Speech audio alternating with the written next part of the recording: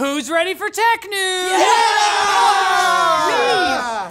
We're finally getting a look at the specs of the new Xbox Series X, which we already expected to be impressive. I mean, the thing has 3 X's in its name. The SPEX. The X-Bex? SPEX. Oh, the announcement revealed that the heart of the new system will be a CPU and GPU based on AMD's Zen 2 and RDNA 2 architectures, respectively. And keep in mind that RDNA 2 is supposed to be the same architecture used in AMD's upcoming desktop Radeon line, not from last gen. This is the new stuff. Wow! Blown away. This will allow 12 teraflops of computing power, twice as much as the current Xbox One X, and you'll also get variable rate shading to improve performance. Ray tracing will also be supported, so the console people will be able to be elevated up to the PC Master Race level. Welcome. Oh, and there's an SSD, which I guess is supposed to be impressive.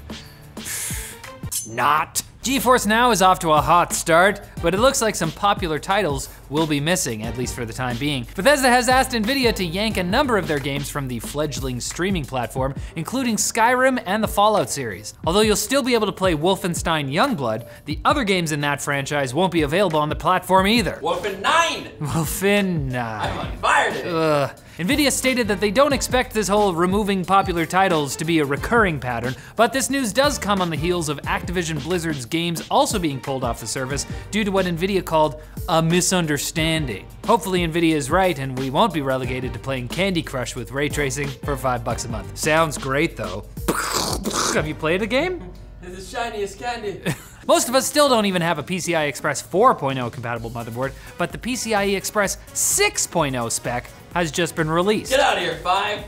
We skipped right to 6. The PCI Special Interest Group, which is responsible for developing the spec, called it momentous progress, as the new version can handle 64 gigatransfers per second per lane, which translates to about 256 gigabytes per second or 128 gigabytes per second each way. Wow.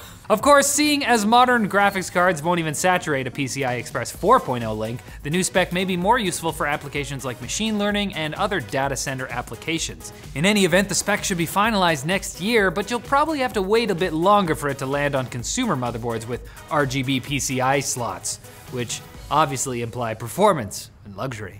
Now it's time for the Quick Bits, brought to you by Raid Shadow Legends, the free-to-play dark fantasy RPG that's highly rated on the App Store and Google Play. And now, you can play cross-device because Raid is available on PC. Awesome! Gather your party, because there are over 400 champions to collect, including orcs, undead, knights, elves, and accountants, except not that last one because I made it up. Maybe one day though. Explore dungeons and get potions to level up your champions, or play the campaign, which practically slaps you in the face with rewards. And if you have Amazon Prime, you get exclusive loot drops. Right now you can claim 5 ancient shards and 4 rank 4 chickens. Sounds delicious. On top of that, if you're a new player, you can get 100,000 silver and a free champion slasher. But better hurry on those rewards because they're only available for the next 30 days. So click the link below and raid those shadows for all the legends you can find. I must ask you about the Quick Bits. Is it happening now? Yes. We're all waiting patiently for Intel's new COMET Lake desktop CPUs, but it looks like a distributor that serves the Czech Republic and Slovakia has jumped the gun, listing the chips for sale. Typically something like this is a sign that something is very close to launch, so hopefully we'll be seeing the chips somewhere other than Prague sooner rather than later. Prognosis negative. Activision is very upset that someone on Reddit leaked a screenshot of the not yet released Call of Duty Warzone. That's the Battle Royale mode. The poster claimed that they stumbled upon the image and they weren't sure what it was from. Although the post has been deleted, the image is out there and Activision is asking Reddit to identify the poster so that they can go after the culprit in court. Whew, somebody call Phoenix right. Hey users, yeah. Find this guy. Yeah. Gamers never snitch, dude. Gamers rise up. Get ready for your Windows 10 desktop to look a little different in the near future. As soon as today, if you're a Windows insider, Microsoft is rolling out new icons for its operating system, which are supposed to look bolder, simpler, and more modern. That actually sounds like a good idea for a Tinder bio. If you're excited for the upcoming release of Cyberpunk 2077, but also want to wait for the Xbox Series X, there's good news. The game will support smart delivery, meaning that it'll detect which version of the Xbox One you're using and only download and install the appropriate features.